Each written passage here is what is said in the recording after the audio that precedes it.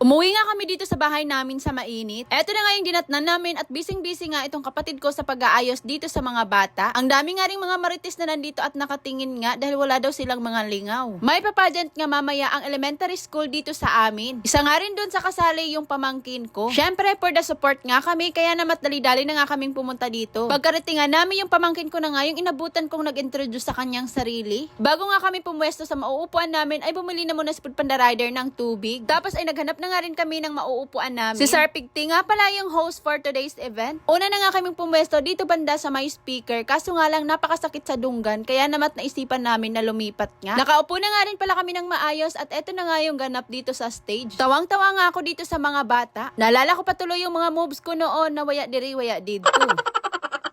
Rumampa na nga lahat dito sa stage itong category A. From kinder to grade 3 nga yata ito sila. Ito nga pala yung pamangkin kong lalaki na contestant number 6. Kinder pa nga lang pala yan kaya namat wala pa talaga yung ka-experience. Tawang-tawa nga kami sa kanya dahil sinasabihan nga siya ng kapatid ko na mag-smile pero yung smile tingnan nyo naman. Siya nga yung tipong mukhang napilitan lang talagang sumali. Nakakatuwa nga lang talaga dahil talagang sinunod nga niya yung bili ng kanyang lola na huwag kakalimutang lumibot. Kaya naman bawat kanto'y lilibot talaga siya.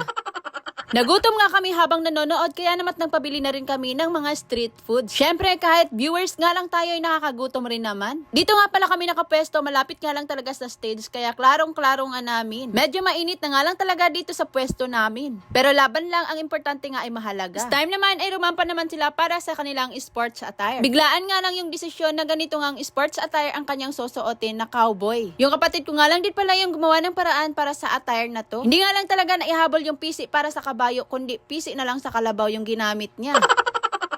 Pero in fairness, ang pagliko talaga ay hindi niya nakakalimutan. Nakaka-proud nga lang din kasi talaga dahil kahit sa murang edad nga niya at napasali nga siya sa ganito, hindi siya nagbagot-bot. Pero nung time na to, tawang-tawa na talaga ako sa kanyang pagmumukha. Dahil dito parang iniisip niyang may pag nagduwa na lang ko glasticos bahay ba? Grabe, parang napakalaki nga ng problema niya dito. Di nga talaga maipinta yung kanyang pagmumukha. Siguro nga'y naninibago nga rin siya dahil ang daming ang tao sa harapan niya. Ang ganda pa naman ng outfit niya, ukay-ukay nga lang din pala yan. At nung time na to, inirampa na nga nila ang kanilang formal attire. Alam nyo ba na ngayong araw nga lang din talaga kami nakahanap ng kanyang matinong attire. Dapat kasi magbabaro nga siya pero hindi nga ako pumayag at gusto kong magtoksido nga siya. Kaya eto na nga yun at buti na nga lang at nakahanap nga kami sa mainit. Shoutout nga pala dun sa narentahan nga namin. Thank you.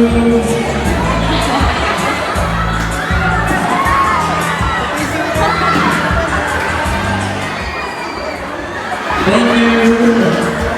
That's okay. Tawang-tawa nga lang di talaga ako dun sa anak nga ng classmate ko dahil lahat nga ay nagsialisan na tapos siya na lang yung nagpabilin. Yung kapatid ko nga yung nakatoka dito sa pag-aayos ng mukha ng aking pamangkin. Pagdating kasi sa pagme-makeup ay ang galing nga niya. And this time naman pala ay nawardan na nga sila para sa People's Choice Award. Maraming salamat nga lang din pala sa inyo mga kaukay dahil isa nga rin talaga kayo sa rason kung bakit nanalo nga yung pamangkin ko dito sa People's Choice Award. Mado na lamang maka-award bisag isa. Tawang-tawa nga ako dito sa pamangkin ko dahil kanina pa talaga yung naghihintay ng ma-awardan din daw siya. Idol na idol nga rin daw ng batang to si Mamards Kaukay kaya at ayan nga't nagpa-picture na nga rin siya. Shoutout nga po pala sa inyo, maraming salamat. And this time naman ay ang kanilang cotillion dance. Alas 8 na nga rin pala ito ng gabi at medyo napahaba na nga rin talaga yung program. Pero bilib na bilib nga ako dito sa mga bata dahil wala talagang nagmuryot. Lalong-lalo na nga itong pamangkin ko, akala ko talaga ay magagalit na yan sa sobrang tagal. Shoutout nga lang din pala dito sa friend kong si JD pati na nga rin dito sa sis kong si Junaina. Mga batch and friend ko nga rin pala sila sa high school. Dahil nga medyo napatagal na rin talaga yung program kaya naman nung time na to'y nagugusla na nga rin kami. Pero grabe, bilib na bilib nga ako dito sa host na si Sir Pigty. Dahil kanina pa nga yung alauna nagsimula dito hanggang ngayong alas 8 na ng gabi. Pero grabe pa nga rin talaga yung power of hosting niya. Isa-isa na nga rin silang tinawag at umakyat na nga rin sila dito sa stage. O diba, hindi naman halatang mga gutom na yung mga pagmumukhang yan. Eto nga pala sila ang king and queen of the night. Di ko nga rin talaga na-expect na itong batang to ay anak nga ng classmate ko. Grabe, sobrang copy-paste nga niya yung kanyang mama. Ang dali lang talaga ng panahon, parang kailan nga lang mga sipunon pa sa una. And this time naman, hindi na nga nakatiis si Sir Pigty at nanghingi na nga siya ng tinapay sa amin. Sorry sir, dahil pandesal lang talaga ang may offer ko.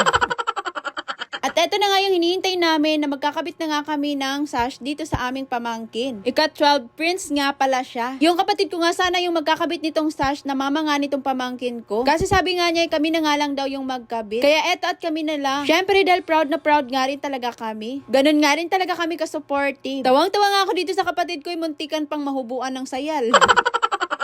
Pagkatapos nga pala ay nagpicture na nga rin kami. At dahil inaantok na at sobrang nagugusla na nga rin yung pamangkin ko, kaya nag-aya na siyang umuwi na daw kami. Actually, meron pa nga silang royal dance pero ayaw na nga daw niyang sumali. Kaya naman napagdesisyonan na lang di talaga namin na umuwi na nga. Baka umiyak pa siya dito, nako mahirap na. Nagpaalam na nga rin kami dito kay Sir Pigty. Hala Sir, pagpaigo diha kay manguli namin. Nakita ko nga rin si Queenie at saka si Ma'am Jinky, kaya't ayan nagpa-picture na nga rin ako dito sa kanila. Napaka-cute nga rin talaga nitong asong kanyang dala-dala. Nag-usap nga lang kami saglit at nagpaalam na nga rin kami na uuwi na kami dahil hindi na talaga makaya yung kaguslaan namin. Sinundo na nga rin kami ni Food Panda Rider. Kinabukasan naman ay ito na nga yung aming ganap. Dahil nga Sunday ngayon, kaya naman nag-transform sa pagkamabait itong aking kapatid. Dahil alam nyo na kapag Sunday ay tinghingi na nga ng allowance. Kaya naman for the kagod na nga yung person.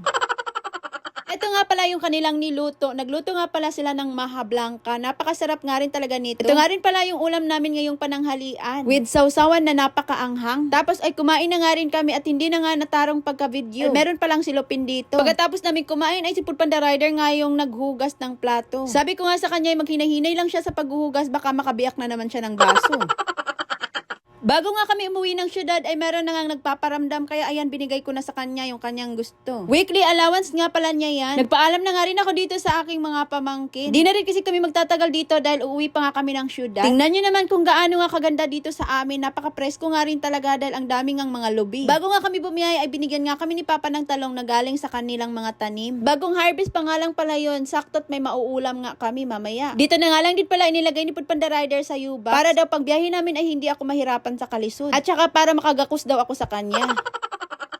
Pabalik na nga rin pala sa Magpayang itong kapatid ko dahil doon nga siya nag-aaral. Bumiyahe na nga rin pala kami at meron palang nakapitik sa amin. At nga pala sa iyo sir, maraming salamat. Pagka-uwi namin ay niluto na namin yung talong. Amorot ang mga kaukay, please like and follow.